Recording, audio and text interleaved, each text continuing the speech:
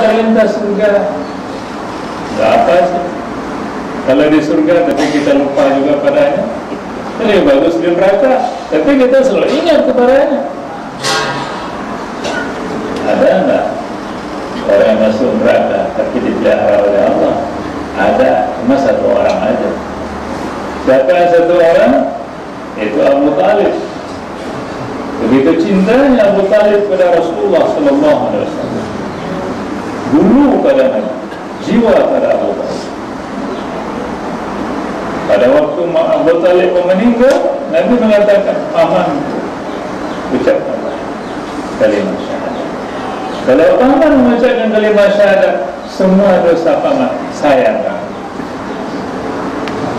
Abu Talib mengisyaratkan. Ya. Itulah kira-kira. Artinya hati mengakui, tapi lidah berat. Kenapa? Karena Abu Talib itu adalah pembesar daripada kaum Quraisy. Abu Talib itu adalah pemimpin yang di atas kaum Quraisy. Dia menghendaki supaya kaum Quraisy dan umat manusia ya senantiasa berbaik sangka kepada dia, mengakui bahwa dia sebagai pemimpin. Andainya kalau dia mengucapkan kalimat syahadat, menurut Abu Talib ini nepotisme. Dulu mengatakan di atas semua, kalau meninggal dia iman kepada keponakannya.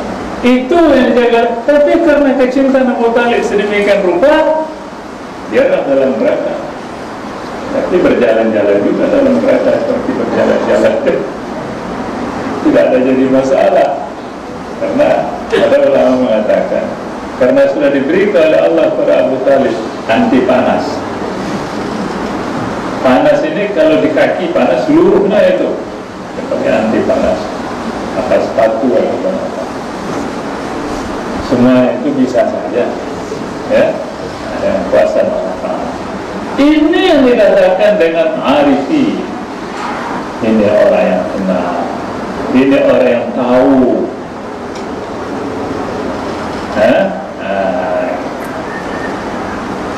Yang firman Allah, wa rabbuka yakhluqu ma yasha'u wa yakhtar ma kana lahumul khiyarah subhanallahi wa ta'ala amma yushrikun. Surah Al-Qasas ayat 68, dari surah As-Saffat ayat 94. Dan Tuhanmu menciptakan apa yang dikehendakinya dan dipilihnya. Mereka tidak dapat memilih. Maka suci, maha suci Allah dan maha tinggi dari apa yang mereka sekutukan. Apa yang dikehendaki oleh Allah, itulah yang diciptakannya.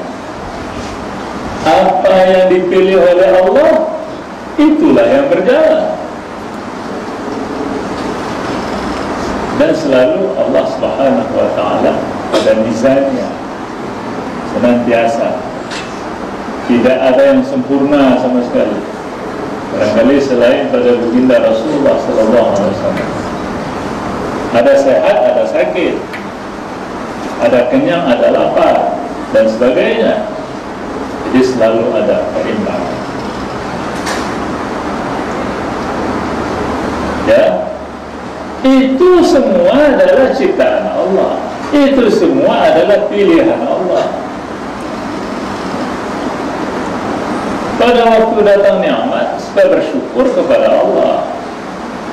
Pada waktu datang cobaan, supaya insaf dan kembali kepada jalan yang benar. Kalau kita tahu yang manis saja, yang pahit kita tidak tahu, maka sungguh kita tidak dapat mengatakan ini manis. Dapat kita katakan manis oleh karena ada yang pahit. Itu hikmah daripada i'tidal.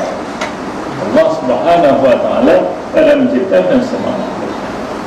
Pada manusia itu tidak ada pilihan. Artinya manusia tidak bisa memilih. Ya, menciptakan, memilih sesuatu adalah Allah Subhanahu wa Ta'ala. Maka lahumul khiyar. Karena ada yang manis tapi jadi penyakit, ada yang pahit tapi itulah obat. Kalau kita tanya kepada nafsu kita, kepada maunya kita, yang manis jangan yang pahit. Ya, nah, yang sehat jangan yang sakit. Tapi diberikan kita sakit oleh Allah Ta'ala supaya keimanan kita itu bisa bertambah. Kalau sehat melulu, maka tentu tidak dapat kita memati. Kadang-kadang ada yang kita tidak senang, tapi itulah yang baik pada Allah. Ada yang kita senang, tapi itu adalah tidak baik.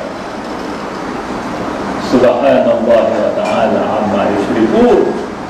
Maha suci Allah daripada apa yang disyirikkan oleh manusia. Ya, bagaimana amma yusyrikun? Kalau tidak saya minum resep dokter ini, tidak sembuh saya. Subhanallah. Itu kan wasilah saja itu. Hakikatnya sana. Amma yusyrikun. Karena itu syirik ada dua macam. Ada syirik zahiriyah, ada syirik makhfiyah, syirik yang tersembunyi. Dalam segala hal lihatlah Allah. Tetapi kita selaku manusia, ya, kita lihat diri kita. Yang diri kita itu dikendalikan oleh Allah. Kalau semata-mata kita lihat Allah, kita tidak lihat diri kita. Jarang lapar, bapak makan, bapak ini, bapak itu. Oh, bagus, bapak ini sudah malaikat ini. Ya, kita adalah manusia. Kita perlu makan, kita perlu tidur, segala macam ini. Jadi pada hakikatnya kita lihat ke atas, tapi adalah dia kita lihat. Nah, ini saya pergi ke Kuala Lumpur. Kamu pergi enggak? Katakan juga saya pergi. Kalau semuanya itu dikembalikan kepada Allah sampai kepada lahiriah. Mana kereta Allah mau pergi ini? Ya, Allah mau makan nih, Allah mau tidur ini. Oh, itu sudah sinting dia itu. Artinya dia sudah bukan manusia. Dia sudah bukan manusia lagi, ya? Sudah kemasukan. Ya. Menurut kalam hikmah di atas, yang dimaksud dengan tanda. Kalau kita berpegang pada perbuatan, berpegang pada amal, itu adalah tanda. Tanda apa? Tanda bahwasanya raja kita, hati kita kepada Allah sudah tidak full lagi. Itu tanda. Yang maksud dengan tanda yang kita bahas di sini adalah buat tanda tingkat pertama dan kedua. Yang tingkat pertama dan kedua perlu tanda. Tingkat pertama, tingkat al-ibad, itu perlu tanda. Tingkat kedua, tingkat al-muridi. Ya, tingkat pertama, tingkat belajar naik sepeda. Tingkat kedua, tingkat sudah bisa kita bawa sepeda. Tingkat ketiga, tidak perlu lagi pegang sita, putar aja. Hebat betul loh Pak. Iya, saya sudah lolos dari tingkat pertama dan tingkat kedua. Mana-mana sudah tidak perlu pegang sitang lagi. Itu tingkat al-arifun, itu tingkat ketiga. Tingkat ketiga yang pada hakikatnya apabila kita melihat ke atas, itu adalah tingkat pertama. Tingkat ketiga dari tingkat bawah.